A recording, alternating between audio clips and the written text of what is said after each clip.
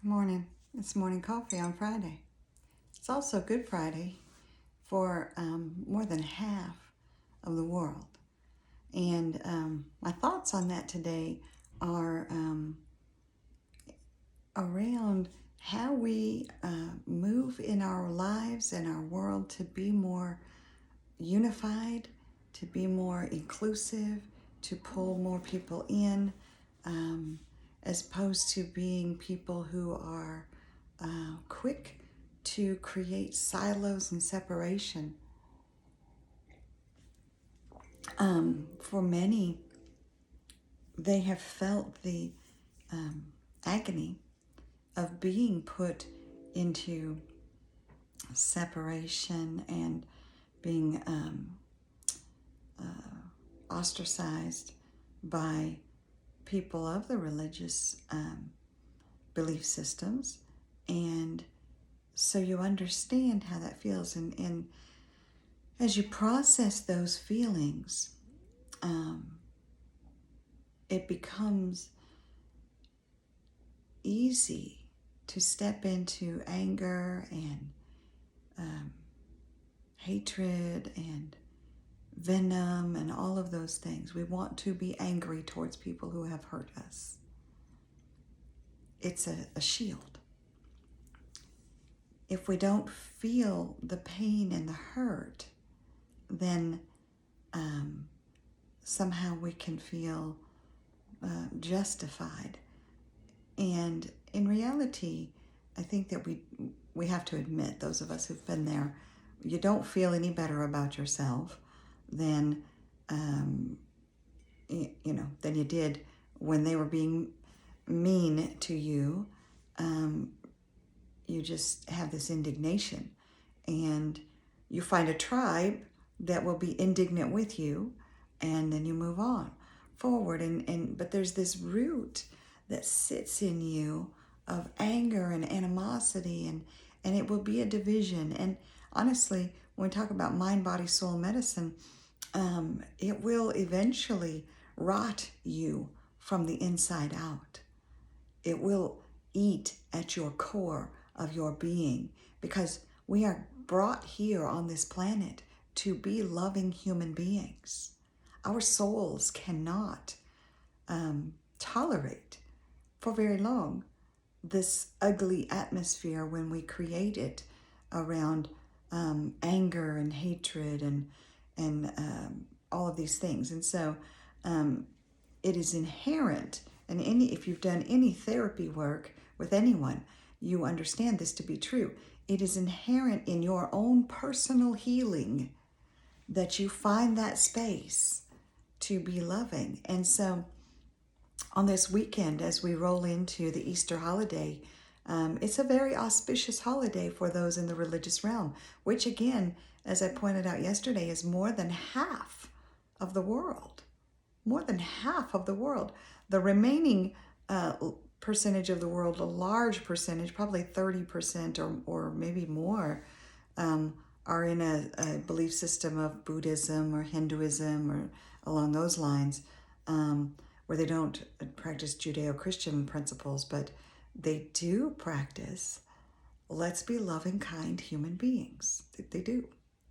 And so if you look across, there's a meme out there somewhere, I should find it and maybe share it, that says these great teachers didn't come to be, Buddha didn't come to be Buddhist.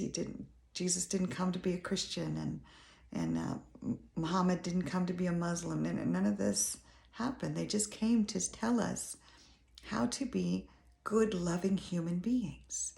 And the religions grew up after that. Christ was a member of the Jewish faith. He was not a Christian. His staunch disagreement and confrontation with the hypocrisy that existed within his religious structure that he grew up in created for him the opportunity for individuals to decide to put him to death for his belief systems. None of us on this planet today have had to deal with that. Not in my realm. Probably not in yours. There might be some issues. Some people who live in places like China where Christianity is banned. You might, if there's any listeners from there, you might experience that, where you might be jailed and tortured and such for being of Christian faith. But for the rest of us, for the larger percentage of human beings, there is no reason to be fearful for your belief systems. You can believe in the Judeo-Christian principles, or you can believe in the Hindu principles or the Muslim principles. You can believe in Buddhism. You can pretty much wrap your mind around whatever is resonating for you, and that's a beautiful thing.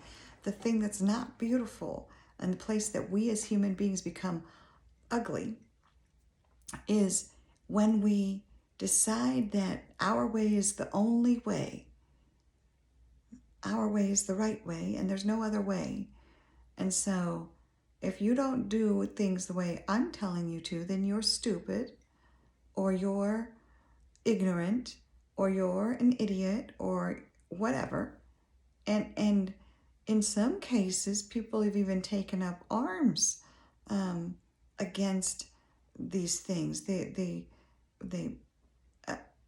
do not atrocities widespread, but atrocities, to individuals. We can see people in the religious realm sometimes persecuting individuals who choose to be in the LGBTQA community, and that's not love. And we can see the retaliation come back, and that's not love either. And so we have to find that common ground where we understand where the other person is coming from. We don't have to embrace it. We don't have to incorporate it into our being or our belief systems, but we do have to have the integrity to not be hypocritical. I would tell you, of all things in my life that I do not like the most is hypocrisy. And if you're going to say, I want to be a loving person, if you're going to say, I'm a Christian exuding the Christ principles, and yet you then want to be obnoxiously, atrociously mean to people who are not doing what you think they should do, you're going to need to check your heart a little bit. If you want to sit on the other side and say that's wrong and they don't know how to love people and they're being bad, and yet you want to ridicule them and talk about how ridiculous it is to believe in some bearded man in the sky and they're crazy, and you're going to need to check your heart, because on both sides of that fence, you're in the same vibrational space of hatred and animosity. Each of you calling yourselves better than the other, and yet you live in the same vibrational frequency. If we're going to heal these things, if we're going to stop the rift that is continuing to get bigger and bigger and bigger, and create more unity between humanity, we're going to have to step into love. We're going to have to understand love is kind and love is patient. It's not easily angered. It's certainly not rude. It protects others. It always hopes. It always trusts. It never fails. We're humans. Never failing is going to be a tall order, but we can do the other things, and we can work towards not being not stumbling in our love for one another. And when we do stumble, we can apologize. With a true heart, we can apologize and say, what I did just there, that was not kind. And I am sorry that I hurt your feelings. So think about how you are showing up. Think about how you are embracing your family and friends and colleagues who have different belief systems than you. Are you embracing them? Or are you isolating into your own little cubbyhole of people? I only hang out with people who believe what I believe. If you don't believe what I believe, then I can't have anything to do with you. Think about that. Is that love? That's not love. So try and step into that space. It's not going to happen. If you're not in that space, it's not going to happen overnight. It's going to, and you're going to stumble, and it's going to be messy. But that's the beauty in it all, is that we can always recover, we can always apologize, and we can always forgive, and we can always move forward. We can always be love. And I think those are the thoughts that I have for today on this Friday, on this Good Friday. As you go about your day, remember, it's a very, very important holiday for many people around you. If it's not important to you, be considerate, be compassionate. Allow others their space of enjoying this holiday. And whatever you can do every day, be love. Have a wonderful Friday and have a wonderful weekend.